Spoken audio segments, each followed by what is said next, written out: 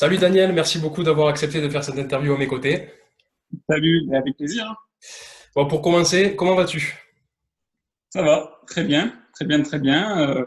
Ça fait un bon moment que je tourne en rond un petit peu avec le confinement et puis donc maintenant les pseudo-vacances.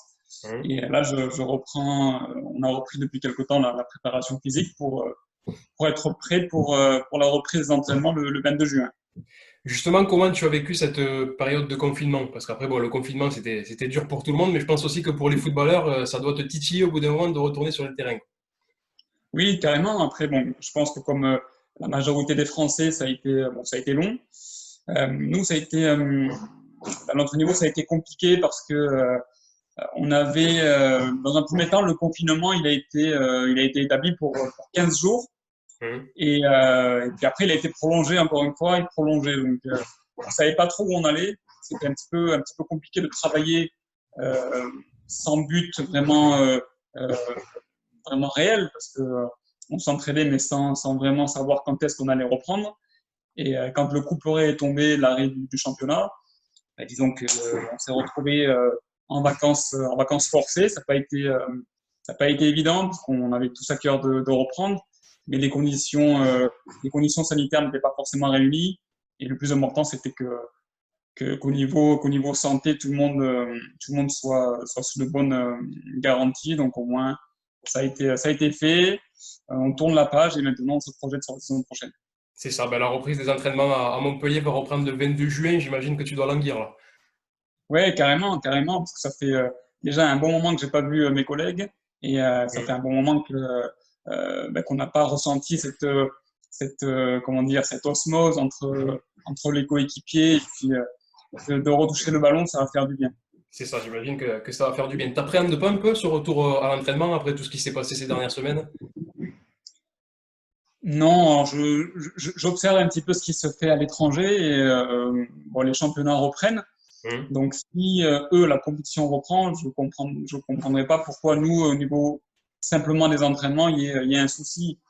Bien entendu, tout sera mis en œuvre pour que qu'on reprenne dans les meilleures conditions sanitaires. Donc avec une première semaine, je pense vraiment pour reprendre le rythme et puis tout mettre en place à ce niveau-là. Mais après, non, je n'ai pas forcément de crainte. Le club a eu suffisamment de recul pour bien se préparer. Pour toi, c'était une bonne idée d'arrêter complètement le championnat ou est-ce qu'il aurait fallu faire, comme l'ont fait les autres championnats, de suspendre un petit peu et essayer de reprendre un peu plus tard, d'attendre un peu avant d'annuler au lieu d'annuler tout directement d'un coup comme ils ont Ouais. fait 15 jours après le confinement. Bon, je pense que ça a été une décision un petit peu prématurée Mhm. euh, parce on était fin avril hein, quand la décision est tombée. Donc ça a été un petit peu prématuré, mais si la Ligue, le gouvernement ont pris cette décision, c'est qu'il n'y avait pas, il y avait peut-être pas d'autres moyens pour le faire. Mhm. Donc, donc voilà, on a privilégié la santé de tous et c'est peut-être pas une mauvaise idée non plus, parce que s'il y avait eu un problème après coup, on se serait mordu les doigts. Donc la raison a pris le pas, C'est ça. même si ça a été, je pense, un petit peu prématuré.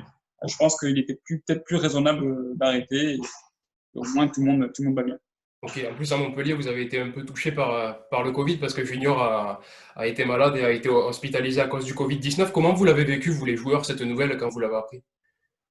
Ça a été un choc parce que tout le monde respectait de manière drastique ce confinement et de voir Junior touché, ça nous a fait un choc.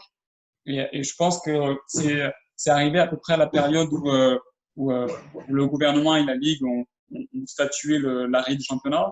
Euh, je pense que ça a fait peur un petit peu à tout le monde Mhm. de savoir que avec qu'un footballeur quand même un sportif en bonne santé peut être touché et peut être en danger. Et très jeune en plus, parce Donc qu'il a que 22 ans aussi, donc voilà, exactement. Donc en tout cas, nous, ça nous a fait un choc. Grâce à Dieu, il va bien, mhm. il s'est remis et j'espère que tout se passera bien pour lui dans les semaines à venir et qu'on le retrouvera en pleine forme à la reprise. Mais ça nous a vraiment marqué. On prenait des nouvelles tous les jours. Le président nous en donnait régulièrement. C'est vrai que ça n'a pas été facile d'autant plus qu'il y a une personne du club qui était relativement proche des joueurs qui est décédée. Oui, aussi, Et oui. ça aussi, ça nous a vraiment marqué. Mais bon, Junior sera de la reprise le 22 avec vous, donc c'est que tout Exactement. va mieux et qui va mieux, donc tant mieux pour lui. Et puis bravo pour son combat quand même, parce que ça devait pas vraiment pas être facile. C'est Ah sûr. ben, Daniel, on va faire un récapitulatif de ta carrière. Donc tu as commencé le football en 1995 à Toulouse, si je ne me trompe pas. C'est ça. 95, oui, c'est ça, oui, c'est ce que j'ai dit. Ouais, ouais. Donc tu avais 10 ans. Ouais. Et 9 ans plus tard, en 2004, tu as signé ton premier contrat professionnel avec le TFC. Quel souvenir tu as de tes débuts toulousains? Alors, bon, déjà, petite correction, j'ai commencé le foot avant, mais dans un club de la banlieue toulousaine. D'accord. Et j'ai Tu as commencé intégré à Toulouse en 95, en fait, voilà, au j'ai centre de intégré le formation de club de Toulouse. Toulouse à 10 ans, c'est ça, D'accord, ouais. exactement. Et puis après, en 2004, ouais, c'est là que j'ai fait mes premiers matchs. Mhm. Et disons que j'en garde de très bons souvenirs parce que je suis natif de Toulouse, toute ma famille est de Toulouse, ma femme est de Toulouse. Donc ça a été vraiment des souvenirs très marquants de pouvoir réussir sa formation à Toulouse et de percer dans le club de sa ville. C'est vraiment une grosse satisfaction, une grosse fierté. Et puis j'y ai vécu de belles saisons en plus de ça. Donc non, non, je suis vraiment très content de mon passage en professionnel à Toulouse. J'y ai donné le maximum et puis la ville me l'a bien rendu parce que j'ai été très supporté là-bas. Mhm. Donc vraiment un souvenir très marquant pour ma part. En 2012, d'ailleurs, pour montrer toute la confiance du coach et du club envers toi, Alain Casanova t'avait offert le brassard de capitaine en 2012. Et d'ailleurs, après, au mercato estival, tu es parti à Montpellier. Donc là, comment ça se fait? Pourquoi tu es parti à Montpellier alors qu'à ce moment-là, tu voyais vraiment qu'Alain Casanova te donnait une confiance en te laissant le brassard de capitaine et tout ça. Donc pourquoi tu es parti de Toulouse à ce moment-là pour Montpellier? Mais disons qu'à Toulouse, ma progression a été constante, surtout qu'au début, j'ai eu pas mal de blessures. Ça Hum, n'a pas été facile. J'ai su malgré tout surmonter cette épreuve et remonter la pente. Et petit à petit, j'ai gravi les échelons et jusqu'à cet aboutissement en saison 2011-2012 à être nommé capitaine. Donc pour moi, c'était un petit peu un aboutissement et, euh, et le final, en gros, de ce passage à Toulouse. Puis j'avais besoin d'un nouveau challenge. hum, Et puis à Montpellier, il y avait un homme qui s'appelle René Girard que j'ai côtoyé avec l'équipe de France Espoir, hum. qui avait une grande confiance en moi et j'avais eu un très bon souvenir sous ses ordres en équipe de France Espoir.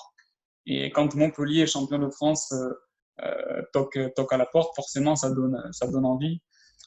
Donc j'ai pas hésité, d'autant plus que c'est un club qui ressemble beaucoup à Toulouse, club très familial où il fait bon vivre et puis en plus de ça on reste dans le sud. J'étais proche de ma famille et ça a été un choix qui n'a pas été forcément facile, mais voilà quand j'ai vu toutes les conditions qui étaient réunies, tous les moyens étaient ouverts, j'ai Hum. décidé de partir. Ça a été une décision très compliquée parce que j'ai connu de tellement bons moments à Toulouse, mais il fallait tourner la page. Voilà, c'était le bon moment, je pense. D'accord. Et justement, qu'est-ce qui t'a convaincu dans le projet Hérolté, hormis le fait que ce soit René Girard qui entraîne et hormis le fait que tu allais jouer la Ligue des Champions la saison d'après avec Montpellier, qu'est-ce qui t'a vraiment donné envie de venir dans ce club-là? À chaque fois qu'on rencontrait Montpellier, je sentais vraiment un état d'esprit incroyable, Hum, plus que quand je rencontrais les autres équipes. Et ça aussi, ça y a joué. Et puis quand je voyais les joueurs qui étaient dans cette équipe, ça m'a donné envie de me confronter un petit peu à eux et de faire partie de ce même groupe, quoi. Et ça se voyait que c'était un groupe qui vivait bien. J'en ai eu la confirmation quand je suis arrivé. Donc il y a un petit peu tout ça, un mélange de tout ça. Et forcément, oui, la Ligue des Champions, ça a été un facteur aussi important. C'est fou, c'est souvent les joueurs, que ce soit les joueurs, les dirigeants ou même ceux de l'extérieur, on entend souvent dire que Montpellier, c'est un club familial, un club où il y a toujours une bonne ambiance, où c'est bienveillant. Tout le monde nous dit ça à chaque fois. C'est, Oui, c'est exactement ça. C'est la pure vérité. Quand on voit dans l'organigramme, on n'a qu'à uniquement regarder l'organigramme du hum, club. Voilà, la personne qui était à la tête à l'époque, Louis Nicolin, son fils a repris le flambeau et de très belle manière, je tiens à le saluer.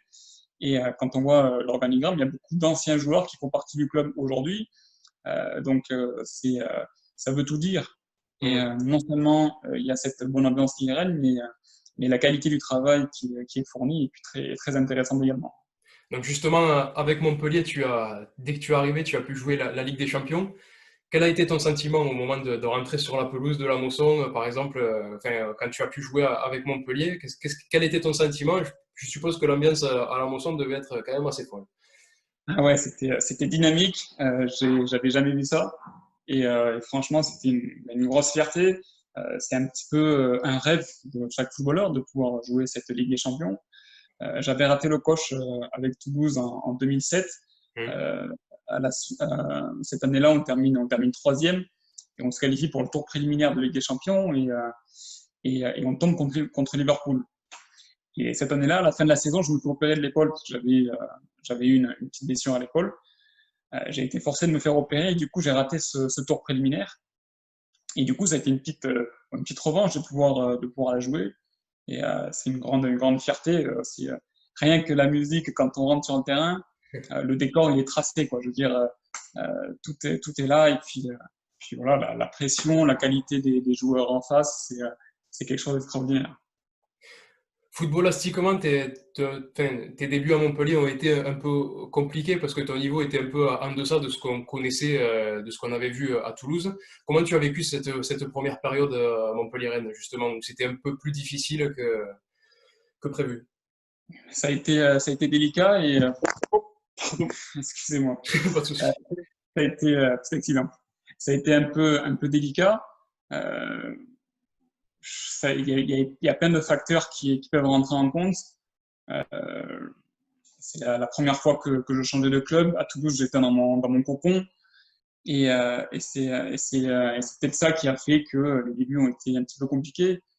D'autant plus que j'arrive dans une équipe qui est champion de France, C'est ça, qui fait la euh, Ligue des Champions, il devait y avoir une pression supplémentaire aussi. là, qui a terminé meilleure défense du championnat. Et donc, j'arrive en tant que défenseur.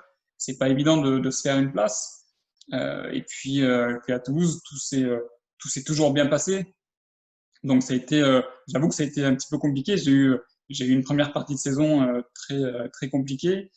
Mais malgré tout, j'ai pas lâché. Je me suis réfugié dans le travail.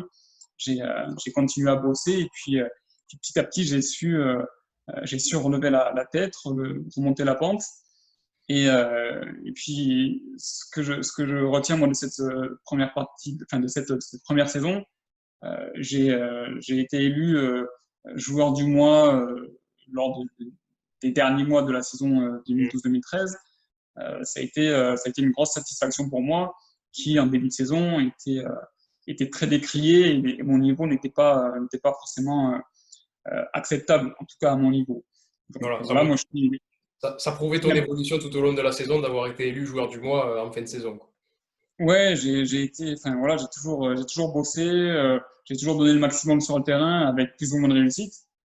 Mais en tout cas, voilà, je peux me regarder dans une glace. Je sais que quand je rentre sur le terrain, je triche pas avec mes qualités et mes défauts, mais quand je rentre sur le terrain, c'est pour tout donner. Et puis j'ai appris à aimer ce maillot montpelliérain et cet esprit pailladin qui aujourd'hui, je pense, fait de moi un vrai pailladin. Alors en 2017, le MHSC perd malheureusement son papa Louis Nicolin. Quelle était ta relation avec Loulou? Ouais, très bonne et très spéciale quand je suis arrivé. Ça m'a marqué, son franc-parler, sa manière son sens du contact avec les personnes. C'était extraordinaire.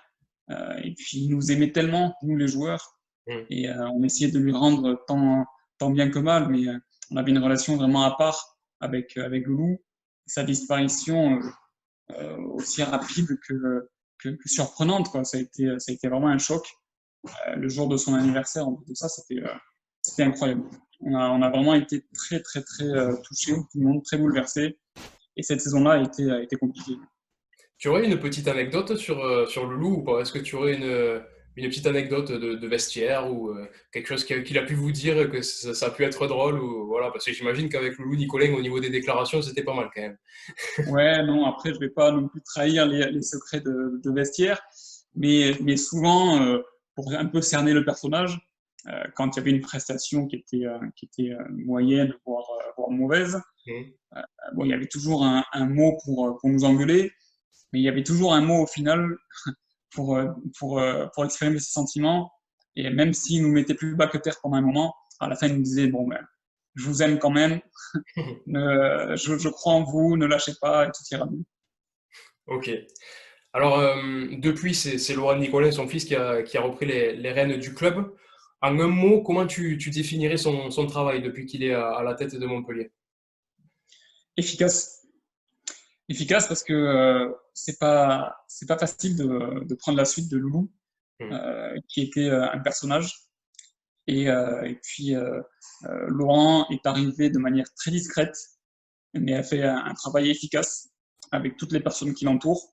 Il y a Michel Lézy, il y a Bruno Carotti maintenant, puis les différents coachs qui se sont succédés. Euh, je pense qu'il a fait un travail très efficace, très discret parce qu'on l'entend pas forcément, mais il a toujours les mots justes, notamment envers ses joueurs. Et ça, c'est le plus important. Quand on ne le voit pas apparaître non plus sans arrêt dans les médias, mais son travail est très efficace. Et il est en train de construire un club vraiment qui a son image, c'est-à-dire efficace et qui. Son objectif, c'est de pérenniser le club un peu dans les 10 premières places, c'est ce qu'il est en train de faire. C'est ça. Il arrive très très bien à le faire. D'ailleurs, c'est Michel Derzakarian, pardon, qui est arrivé dès que c'est Laurent Nicolin qui a pris la tête du club. Donc depuis qu'il y a Derzakarian au club, le MHSC est tout proche des places européennes chaque saison. Mais le club n'y arrive pas. Selon toi, qu'est-ce qui manque à cette équipe pour pouvoir accrocher une place européenne dans les prochaines saisons? Ouais, pas grand-chose, hein. Pas grand-chose. C'est vrai qu'à 3 reprises, on est passé tout près. C'est ça, ça se Et, joue à chaque fois. puis la saison dernière, la saison n'est pas allée à son terme. Donc, c'était peut-être la bonne. C'est ça. Donc, malheureusement, il y a toujours quelque chose qui va pas. Mais non, non, il n'y a pas de. C'est difficile parce que quand on voit toutes les équipes qui accrochent l'Europe, on parle de Paris, de Marseille, de Monaco, de Lyon, de Saint-Étienne, de Rennes, ce sont des équipes qui, au niveau financier, ben, sont des colosses comparés à Montpellier. Mm. Et ils ont le pouvoir de se payer des joueurs, je veux dire, d'avoir un effectif très large. À Montpellier, euh, peut-être qu'il nous manquerait une profondeur de banc qui nous permettrait de figurer dans toutes les compétitions, que ce soit la Coupe de France ou le championnat, et de faire une bonne partie en Coupe d'Europe. Donc non, c'est pas évident. Cette année, je trouve qu'il y a eu il y a eu du mieux, Mm. mais il y a eu des blessures importantes à des moments qui nous ont un petit peu gênés. Il y a eu aussi la blessure de TJ dès le Je début pense de la que, saison aussi, TJ Savanier qui s'est blessé dès le début de la ouais, saison. voilà, ouais. Il revient, c'est Jordan Ferry qui se blesse aussi. Jordan aussi, je sais qu'il y a Flo aussi qui s'est blessé aussi à un Ça moment aussi, ouais. donné. Donc non, il y a Pedro également. Donc non, non, c'est pas. Franchement, c'est d'avoir si on a tous nos joueurs en forme sur toute la saison, je pense que l'Europe, on peut l'accrocher. Euh, Maintenant, il y a plein de facteurs qui ont été qui sont arrivés, qui nous ont un petit peu gênés, mais on ne désespère pas. On sait qu'on y est proche et l'an Ça prochain, va arriver. on va tout faire pour y arriver, hein. Ça va arriver. Donc ça fait 8 ans que tu es à Montpellier maintenant. Donc que représente ce club pour toi? Tu y es resté 8 ans. Tu as encore une année de contrat. Donc qu'est-ce que représente ce club pour toi? Ouais, ça représente énormément de choses. Montpellier, c'est ma famille aujourd'hui. J'ai fait 8 saisons. Mm. 8 saisons, c'est extraordinaire. Je vais entamer ma neuvième. Montpellier m'a tout donné. En retour, je donne tout à Montpellier. Donc, on a une relation avec les joueurs, le staff, le président, l'administratif qui est au-delà d'une simple amitié. Les liens sont beaucoup plus forts.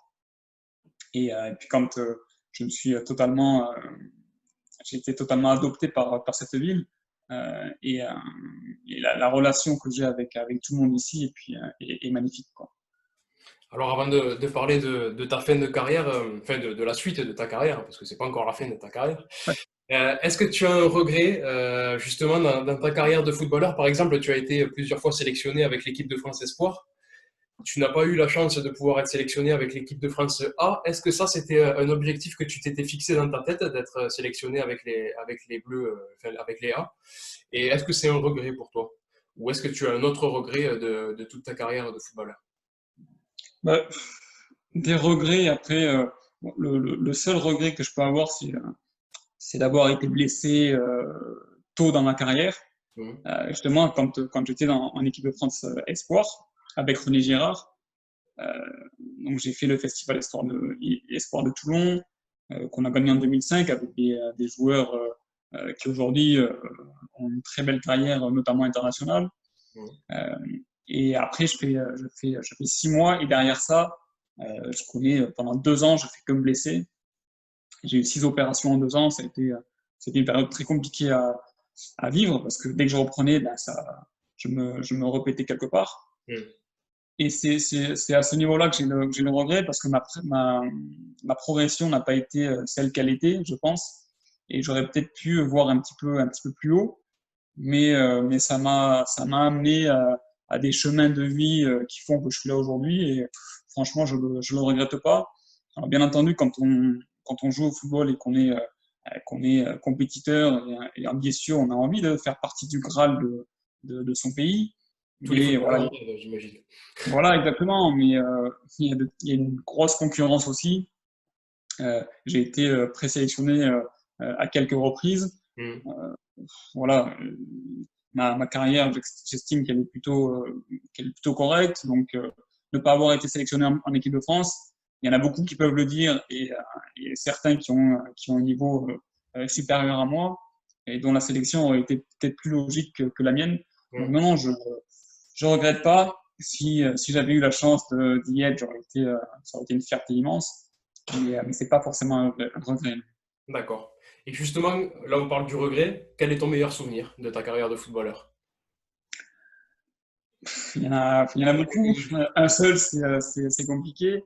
D'avoir joué la Ligue des Champions, Mhm. de rentrer sur le terrain à la Mosson avec ce public et cette musique, c'est incroyable.